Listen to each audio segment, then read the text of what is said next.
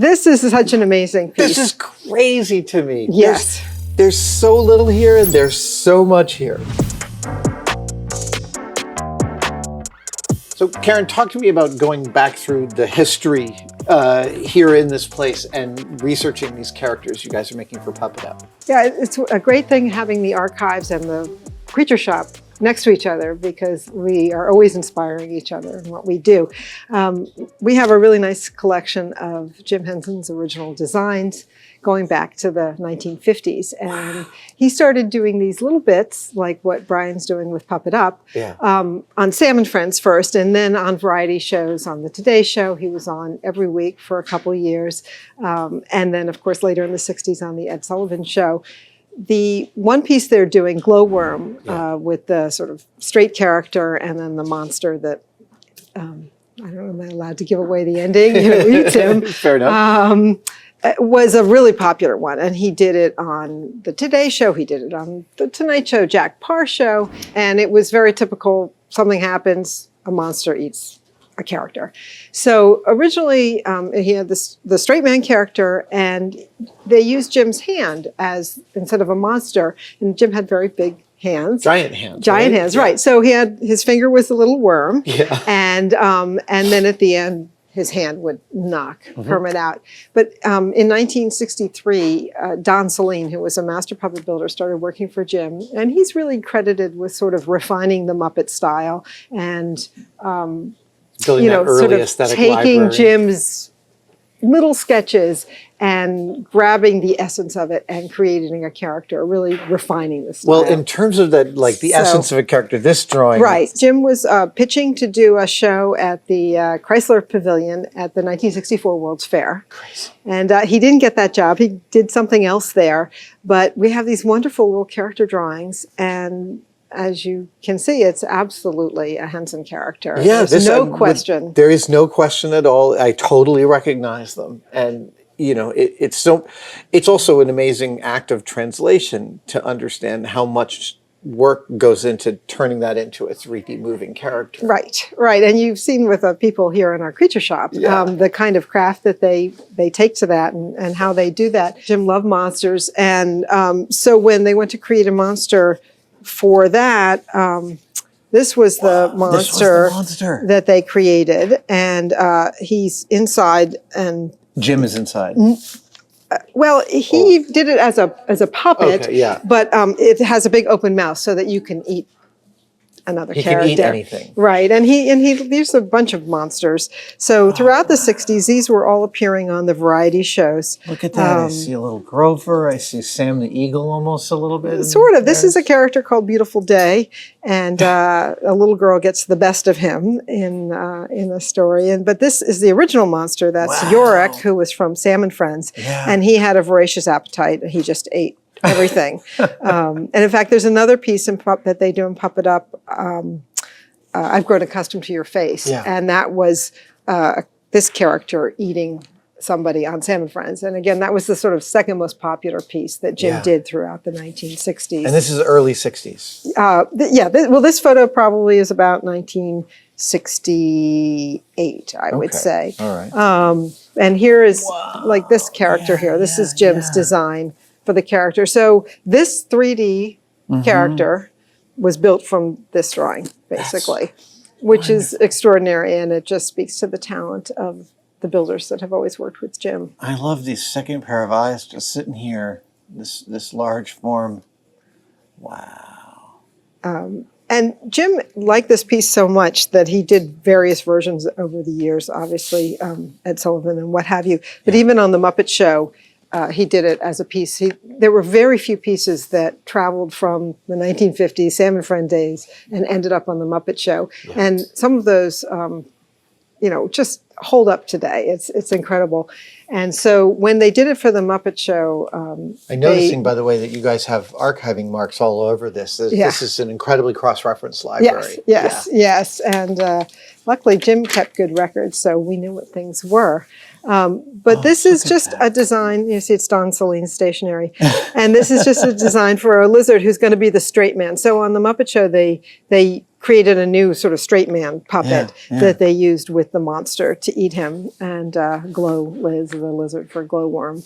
So you can see how it transformed.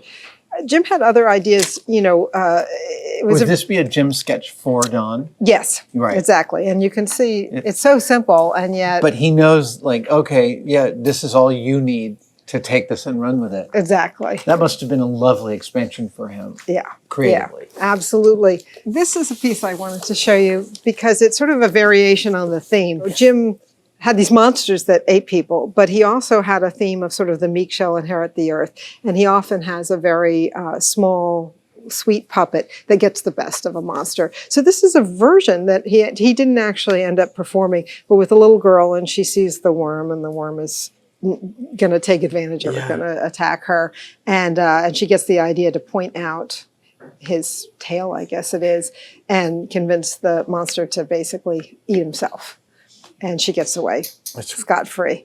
So it's sort of a kinder, gentler way of expressing the same storyline. Do you know what year this is? I think this is from the late 60s. Yeah. It was in the files of ideas for the Ed Sullivan Show. So this is before Jim was directing movies. Oh, yeah. And yet this is so cinematic in its layout of the critical elements of each frame and what is happening. There's such a story. This is a kid's book practically. Well, he spent the late 50s and all throughout the 60s making television commercials. Yeah. And he made hundreds of television commercials. I like to say, he got his 10,000 hours there. Yeah. And he was able to develop very brief storylines Yeah. and character lines. He made storyboards. So he really learned the business, and he learned how to make television stories.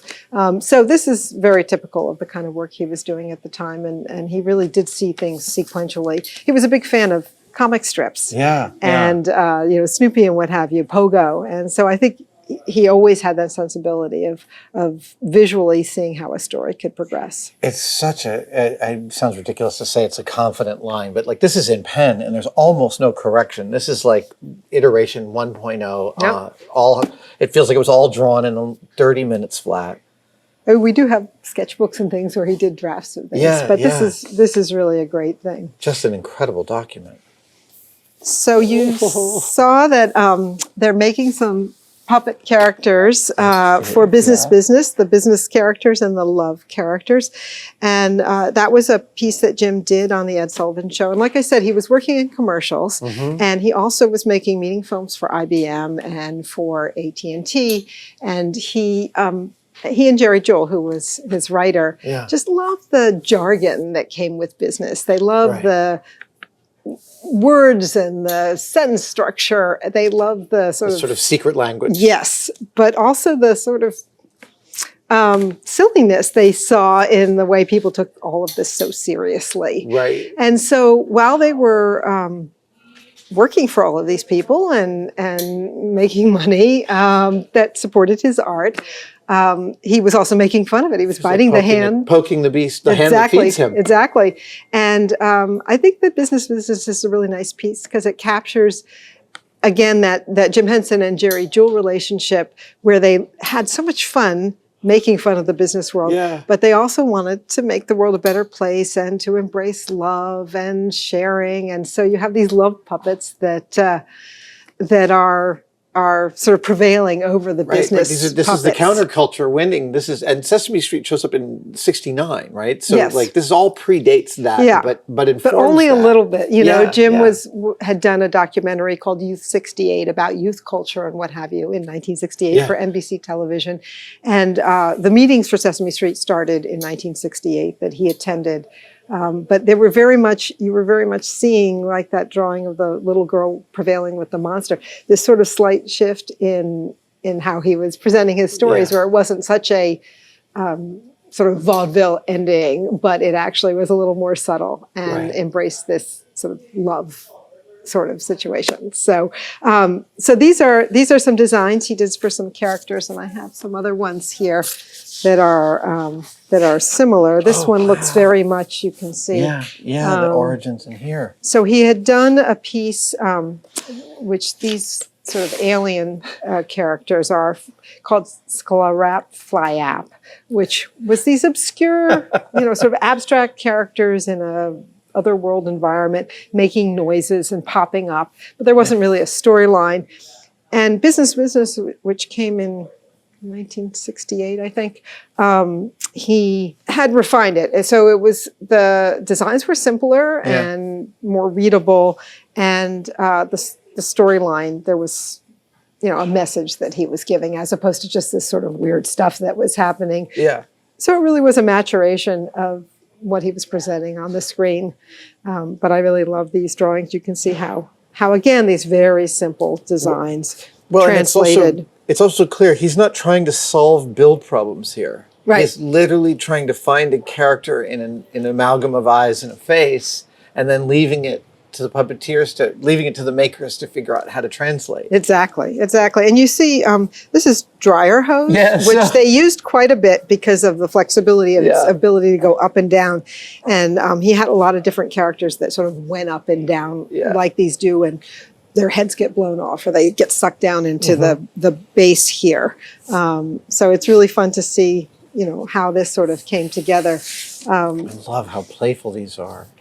I just pulled a couple things out here about his sort of the whole business thing. He originally called Business Sellout. That was the name of the script. And you can see, they pre-recorded the audio for these things. And Jim was, the producer. He did everything. And so you see him with all of his notations for the sound effects. He was very oral, and he loved what sound could do to tell a story. Yeah. So it was very important to him, the timing of the sound effects, cash register. And also in this case, the way they almost sort of rap the words, it's got a very rhythmic delivery. Right. And he had been doing pieces like that since the late 1950s, where it was almost like a beat poem. Yeah, beat poem, exactly. And so you can see his editing. And he's responding to the totality of the 60s. Exactly. Right? The late state, The capitalism as well as the free love and the counterculture. Absolutely, absolutely. And he made it his own also. But I love just even his notations for the sound and what this would have meant something to him, whether it was the ding or the light. Right. I'm not sure. Or beats to wait, or wow. Exactly. So I think it's, again, you're What a seeing the great process. Document. So many layers of instruction. And so I think that's really fun. February 68. Right. And I was 7 months old. But he was just interested in playing with this idea. He loved, Stan Freberg had a song, Money. Yeah. And about loving money and what have you. And he had Ralph do it on for IBM and on variety shows. So he did that several times on variety shows. He was always just making fun of business, but of course very much a part of it. And then this was from a commercial. This is the last thing I wanted to show you. Yeah. Just this piece of paper where he's fooling around with ideas for what am I going to do for this ad? What kind of ideas do I want to express in it? And he's got just hard sell, soft sell, con man. He's got all these words that he's playing with, trying to figure out which direction he wants to go. So you can see what sort of mind was developing these pieces. There's such an immediacy to it, but there's always character. There's always gesture coming out. It's amazing. Well, and it's wonderful that Brian has sort of embraced all of this and was remaking it for Puppet Up, because they're really timeless. They hold up 40, 50 years later. Yeah. And they are just so entertaining, but also the subtle messages still apply. They speak to a time and they still have a message we need to hear, right? Exactly. This looks familiar. Look at that. Yeah, this was a commercial that they did a test run. They didn't actually end up making the commercial for some snack food. Wow. Karen, thank you so much for walking me through this. This is such incredible history, and I'm glad you guys are not just holding on to it, but utilizing it and pushing it into the future. Well, we're so lucky because we have the Museum of the Moving Image down the street, and we rotate a lot of our archival stuff through that exhibit. So the puppets are part of their collection, but we lend them the archival material. And I want to share it. Well, I mean, this stuff is, growing up when I did in the 60s and 70s, this feels like it's in my bones. And this is just an amazing walk down memory lane. Thank you. Oh, you're welcome. Thanks for coming. Incredible.